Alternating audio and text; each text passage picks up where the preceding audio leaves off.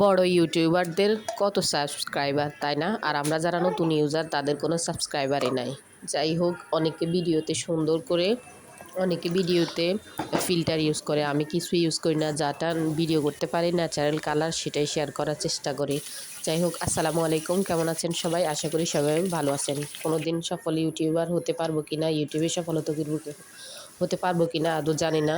Just ভিডিওগুলো করি, একটু আধটু করে শেয়ার করার চেষ্টা করি। জানি না আপনাদের কাছে কেমন লাগে জানাবেন কমেন্টে প্লিজ।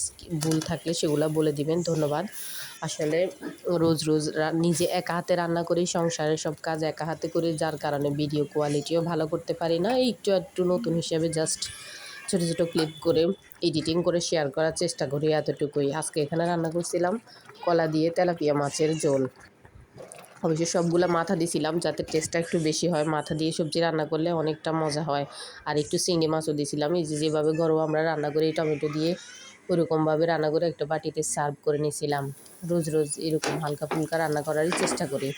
আর এখানে ভাজা করব তিত করলা। সেটাকে আগে ভালোভাবে পরিষ্কার করে ধুয়ে কুচি কুচি করে একদম যতটুকু পারছি পাতলা করে কেটে লবণ দিয়ে মেখে রাখছি প্রায় 10-20 মিনিট।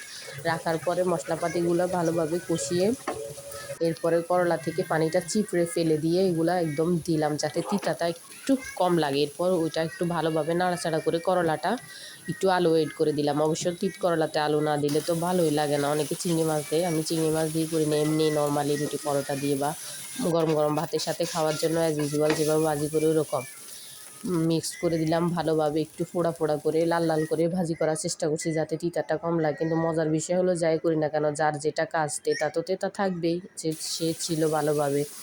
এরপর আর এখানে বানালাম একটু ডাল, এটাকে আমরা খেসারির ডাল বলি, কে কী বলে জানি না। সেটা যেভাবে অ্যাজ ইউজুয়াল পেঁয়াজ, কাঁচামরিচ, শুকনো মরিচ, যে গুঁড়ো, একটু গোটা জিরাও দিলাম, বেসন, চালের গুঁড়ো, এগুলো দিলে একটু ক্রিস্পি হয় আর মানে ফেটে যাওয়ার সম্ভাবনা থাকে না। মিক্সড ডালের বড়া বানালে বেশি মজা লাগে আমার কাছে। যাক, ওই দিন ছিল না আর এগুলো রমজানে নষ্ট হয়ে যাচ্ছিলো, তাই সবগুলো একসাথে ভিজিয়ে ব্লেন্ড করে নিলাম। পাটা বেটে নিলে আরও অনেক মজা হইতো। যাই হোক, এখন ছোটো বাবু নিয়ে এত কিছু আর করতে পারি না, যতটুকু করা যায় আর কি। আবার ভিডিও করা অনেক কষ্টের, তারপর লাইটিংয়ের সমস্যা, মানে হাজারো সমস্যা মিলিয়ে ঝুলিয়ে একটু একটু ভিডিও করার চেষ্টা করি। আপনাদের কেমন লাগে প্লিজ কমেন্টে জানাবেন। ধন্যবাদ সবাইকে।